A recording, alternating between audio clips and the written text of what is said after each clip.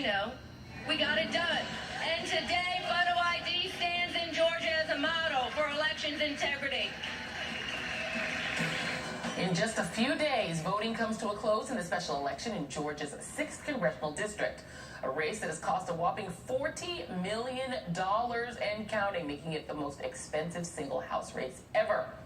The Republican candidate, Karen Handel, has bragged about her efforts to make it harder to vote when she was Georgia's Secretary of State 7 years ago and instituted a major purge of the voter rolls.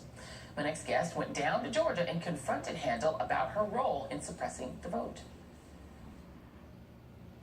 You were Secretary of State, you used the system cross-check, which eliminated a lot of voters.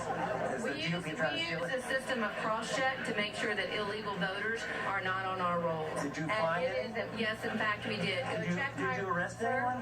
As a matter of fact, several people were brought before the State Elections Board. Fact check. Georgia did not convict a single double voter. Joining me now is Greg Palast, the investigative journalist and filmmaker behind the book and movie The Best Democracy Money Can Buy. Greg, always great to talk to you. I want to play one more clip from your piece about Karen Handel's role in potential voter suppression. But actually, no, before I do that, I'm sorry, guys, let's go to cut three. Think Progress did an article about Karen Handel back when she was Secretary of State. And it said 7 years ago, Handel was Georgia's Secretary of State, its chief elections officer. In that role, she was a top advocate for a then innovative method of voter suppression. She spearheaded an illegal purge of Georgia's voting rolls, and she even tried to prevent Democratic candidates from appearing on the state's ballots. Describe what she did. Okay, what she did is she instituted the voter ID law. Now, we know in Wisconsin from studies that we lost 300,000 voters, mostly young people, poor people, voters of color. Guess how they vote? In Georgia, it was even worse. And under her and her successor, Brian Kemp, who is running as the Republican candidate for governor, they began raiding and impeding the voter registration groups. Like, for example, there's a group in the 6th congressional district in Georgia, which was called 10,000 Koreans Vote. Now, the Korean American community is a solid Democratic community based in Little Korea in the 6th. They try to register thousands of voters. The voters' names never appeared on the voter rolls, and when the group complained, the group's lawyers complained, they raided their offices. The state police and Georgia Bureau of Investigation, like G-men, came in, grabbed their files, grabbed their computers, threatened them with criminal charges, which never occurred, which were dropped, never happened. But in the meantime, they shut down the voter registration drive, and those Korean Americans who would have made the difference even in the first round in the Georgia 6th, their names were missing, never got on, and they've continued that pattern. Karen Handel has continued, and when she was Secretary of State, she was pushing, and it later was adopted, this system called cross-check, where they remove thousands of people in Georgia's 6th congressional district. So she's cleansing the voter rolls of voters of color, voters she doesn't like, and then she runs in the district where she's bleached the voter rolls. And let's talk about cross-check a minute, because you did ask her about that in that clip that we showed when you confronted her about it. This is an article that you wrote in Rolling Stone explaining how cross-check works, and you wrote the following. A whole lot of people named James Brown are suspected of voting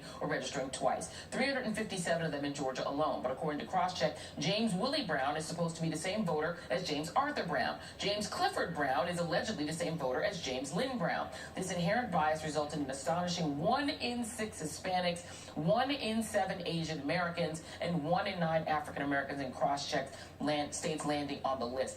How many states are using this, and is Georgia still using this to purge its voter rolls?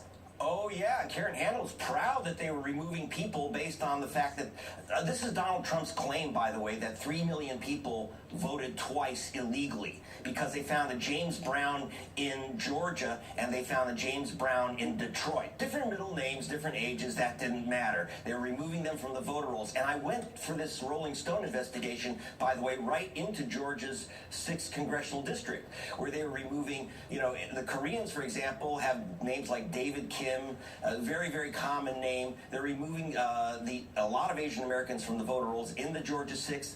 That example of James Brown actually comes from the Georgia 6th. They removed people named James Brown, and she's proud of it. It's a crime It's a crime. You go to jail for voting twice. So they didn't arrest anyone. That's why I asked her about the arrest. They didn't arrest anyone. They didn't convict anyone. They just took away their voting rights by the thousands. I want to talk about one other thing that you did when she was Secretary of State. I'm sorry, I'm racing through it just a little bit to try to get as much in as possible. You also talk about the fact that when Karen Handel was Secretary of State, she ignored warnings about the integrity of the electronic voting system. And here's the quote, and this is from a 2008 report. The Election Center at Kennesaw State University fills a key role in Georgia's statewide election procedures, which makes it a potential target of a systemic attack. In 2017, the threat became real. There was a data breach at Kennesaw State. While the Georgia Secretary of State's office said that key equipment was not touched, a lawsuit was filed in which worried parties demanded paper ballots in the June 20 special election for the 6th district. The plaintiffs lost, but concerns about the state's 15-year election system bubbled up. So they don't have paper ballots, and you're saying that they probably should. Well, not only should they have paper ballots, after all, it's only one race. Why do you need electronic machines to count little pieces of paper that you could easily do, as they just did in England? There's absolutely no reason to use these vulnerable electronic machines. And I should tell you, this is not just about Georgia. In Ohio, just before the presidential election, I uncovered that the Ohio state officials in many counties had GOP officials had turned off the anti-hacking software on their voting machines. I was in a courtroom when they admitted this to a judge.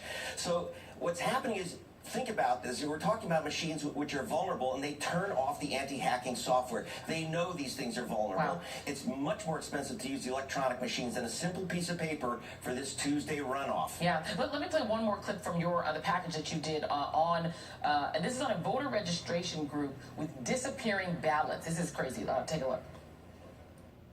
Voting rights groups registered literally tens of thousands of minority voters, but strangely, the voter forms simply vanished. We registered 86,419 voter registration forms. How many again? 86,419. There are 46,000 of the folks that we've registered who have made it, and 40,000 of them are missing. And you know what they told us?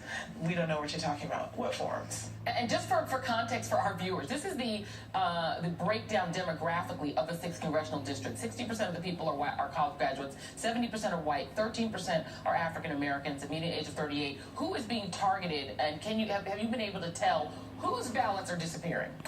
Absolutely. Well, that was Nsé Ufot of the New Georgia Project. That's an African-American registration group. So almost all the people that they registered were low-income and African-Americans and students. Then you had the other group, which was 10,000 Korean votes, and the Asian American Legal Advocacy Committee, and they were put out of business by the state with threats of criminal action, including the woman you saw. She's facing criminal charges by the state. Why? Because when she said, where are our voters, our 40,000 missing voters? 40,000. They said, we don't know where they are. We never received those forms. She said, well, we have photocopies of the forms. And then they said, oh, well, then we're going to come and arrest you for photocopying voter registration forms. That's not a crime. They're going to drop the charges as they did with the Asian American groups. They're just trying to intimidate the registration drives for voters of color. Wow. Do not assume that just because you registered to vote that your job is done. This is some scary stuff, and it's happening, and it ain't the Russians. Check your voter registration. Vote early. Please. In early vote so that you can make sure that you're on the rolls. This is serious stuff. Greg Palast, that's the business at tracking this stuff down. Thank you. Really appreciate your time. You're very welcome, Joy. Thank you. And coming up in our next hour.